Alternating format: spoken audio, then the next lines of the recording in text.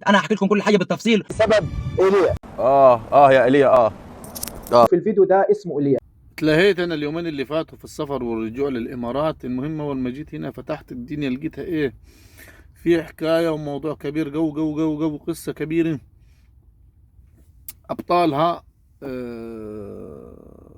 ايليا منير، مؤمن ابو ماضي، غول الغلابي، ابو الترك، والمطعمي.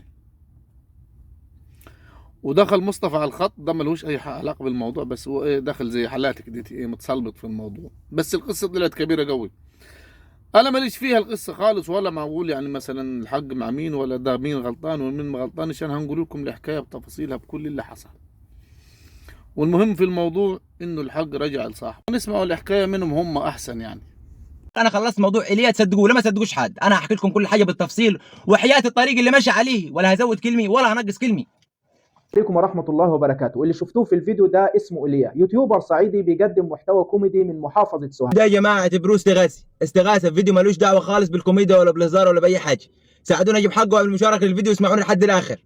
في شخص من اسيوط، من مركز القصي، من قريه بلوط، شغال تاجر اقامات في الكويت او مندوب بغض النظر عن المسمي، ساكن في الكويت في خطان قدام المدرسه الامريكيه. اتفقت معاه اول 2020 انه يجيب لي اقامه على الكويت سائق، قال لي الاقامه ب 2150. المهم عشان ما اطولش عليكم، انه ايليا ديتي دفع للراجل المندوب اللي في الكويت لي فلوس 120,000 جنيه، يعني 1500 دينار كويتي.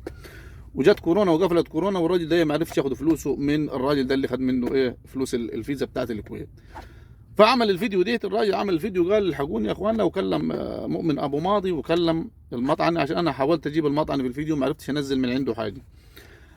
دخلوا الناس، والمهم بعد ما عمل الفيديو ديت طالع ابو التركي قال له يا اخي انت ما تحكي ليه جرست الراجل، والراجل ما سمعناش الطرف الثاني وانت تكلمت من طرف واحد.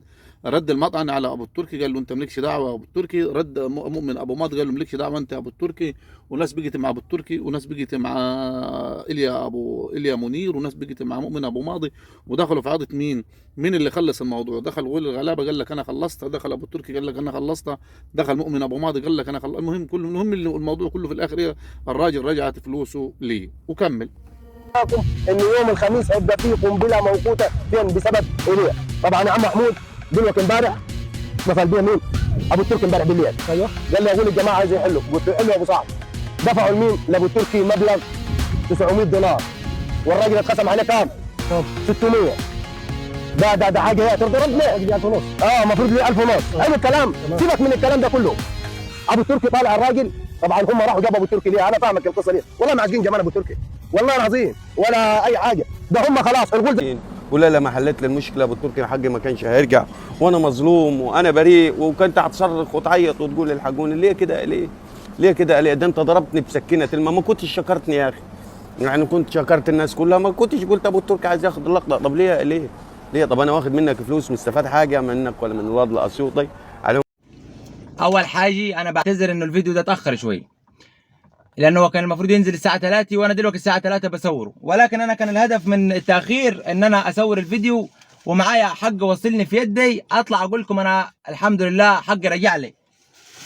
ولكن قبل ده كله عايز اوضح لكم شويه حاجات واقول لكم المواضيع خلصت ازاي، علشان مش اي حد طالع عايز ياخد لقطه وطالع يقول انا خلصت موضوع ايليا تصدقوه ولا ما تصدقوش حد.